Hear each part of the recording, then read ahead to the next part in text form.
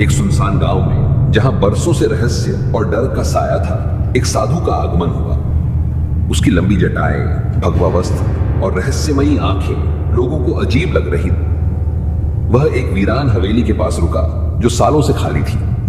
गांव वालों का मानना था कि वहां कुछ अनहोनी होती है। गांव के एक छोर पर एक विधवा औरत अकेली रहती थी। लोग कहते थे कि वह रात में हवेली के पास जाती है और वहां कुछ अनजानी शक्तियों से बात करती है। साधु ने उसे पहली बार देखा। वह गहरे काले कपड़ों में थी। उसकी आंखों में गहरी उदासी थी। क्या यह औरत ही उस हवेली के रहस्य की चाबी थी? रात का सन्नाटा गहराता जा रहा था। हवेली के पास खड़ा साधु विधवा औरत को ध्यान से देख रहा था।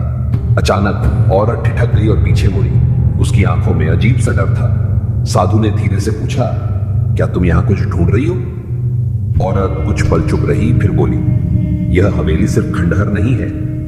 इसके अंदर कुछ छिपा है जो केवल मैं जानती हूं। साधु और विधवा औरत धीरे धीरे हवेली के अंदर प्रवेश करते हैं। दरवाजे चरमराते हुए खुले और अंदर घना अंधकार था। जले हुए दीपक और टूटी हुई दीवारें किसी भयानक अतीत की गवाही दे रहे थे।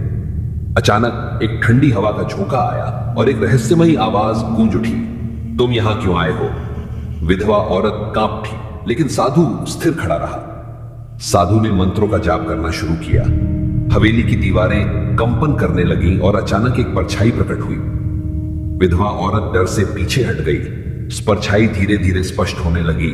वह एक आत्मा थी जो सालों से यहां कैद थी। आत्मा ने कांपती आवाज में कहा, मैं इस हवेली का मालिक था।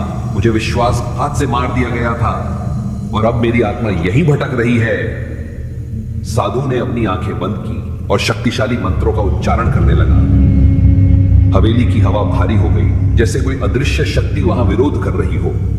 आत्मा दर्द में चीख उठी, मैं यहां से नहीं जा सकता जब तक मेरा बदला पूरा नहीं होता।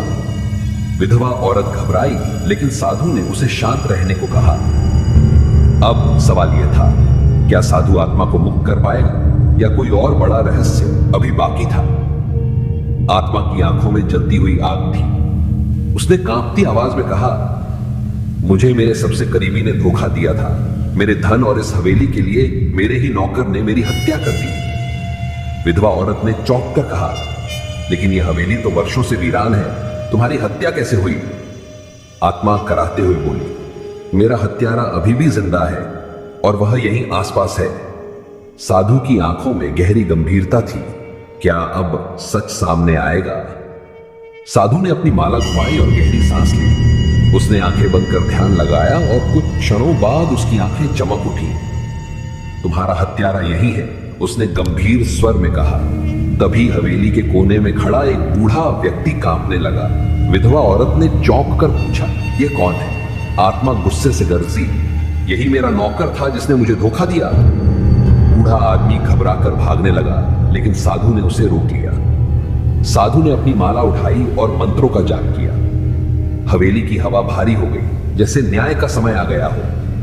बूढ़ा हत्यारा कांपने लगा और घुटनों के बल गिर पड़ा। आत्मा गुस्से से गरजी, तेरी सजा यही है कि तेरा पाप तुझे ही निकल जाएगा। अचानक हवेली की दीवारों से रहस्यमयी रोशनी निकली और बूढ़े हत्यारे को घेर लिया। वह चीखने लगा और देखते ही देखते गायब हो गया। आत्मा शांत हो गई और साधु के चरणों में गिरकर बोली, अब मैं मुक्त हूं। यह कहते ही आत्मा एक तेज रोशनी में बदलकर हवेली से बाहर उड़ गई। आत्मा की मुक्ति के बाद हवेली पहले से हल्की और शांत लगने लगी। साधु ने विधवा औरत को आशीर्वाद दिया और कहा, अब यह हवेली श्राप मुक्त हो चुकी है, तुम यहां शांति से रह सकती हो। विधवा ने कृतज्ञता से सिर झुकाया और कहा, आपने मुझे भय और अंधकार से मुक्त किया। मैं आपका जीवन भर आभार मानूंगी। कुछ दिनों बाद गांव वाले भी हवेली के पास आने लगे। अब यह जगह डर की नहीं, बल्कि एक नई शुरुआत की प्रतीक बन चुकी। विधवा ने अपने जीवन को एक नई रोशनी में देखा और आगे बढ़ने का संकल्प लिया। विधवा औरत ने साधु के चरण छुए और बोली, आपने मेरी और इस हवेली की रक्षा की, मैं आपकी आरणी रहूंगी। साधु ने मुस्कुराकर कहा, हर अंत एक नई शुरुआत होती है। अब तुम्हारा जीवन सुख और शांति से भरा होगा। यह कहकर साधु वहां से चल पड़ा। गांव में यह खबर फैल गई कि हवेली अब सुरक्षित है और लोग खुशी से वहां आने लगे। विधवा ने अपनी जिंदगी को एक नई दिशा देने का निश्चय किया। उसने जरूरतमंदों की मदद करने और गांव के बच्चों को पढ़ाने का फैसला किया। अब हवेली सिर्फ एक इमारत नहीं बल्कि नई आशा का प्रतीक बन चुकी थी। कुछ महीनों बाद हवेली में खुशहाली लौट आई। विधवा औरत ने वहां अनाथ बच्चों के लिए एक आश्रय स्थल बना दिया। अब हवेली में डर के बजाय बच्चों की हंसी गूंजने लगी। गांव वाले भी मदद करने लगे और यह जगह प्रेम और करुणा का केंद्र बन गई। एक दिन एक साधु फिर से वहां आया। यह वही साधु था जिसने विधवा की मदद की। उसने देखा कि हवेली अब प्रेम और सेवा की प्रतीक बन गई है। वह मुस्कुराया और बोला, सही राह पर चलने वालों का जीवन हमेशा प्रकाशमय होता है। विधवा ने सिर झुका लिया और उनकी आंखों में कृतज्ञता के आंसू छलक उठे। अब हवेली का नाम बदलकर आशा भवन रख दिया गया। यह जगह अब अनाथ बच्चों और जरूरतमंदों के लिए एक नया घर बन गई थी। विधवा औरत ने पूरी निष्ठा से इस आश्रय को संभाला। गांव वाले भी आगे आए और हर तरह की मदद करने लगे। एक दिन गांव के मुखिया ने वहां आकर विधवा से कहा, तुमने जो किया है वह एक मिसाल है। अब यह हवेली डर की नहीं बल्कि नई उम्मीद की पहचान बन चुकी है। विधवा ने आसमान की ओर देखा जहां सूरज की किरणें हवेली को रोशन कर रही थी। उसकी आंखों में खुशी के आंसू थे।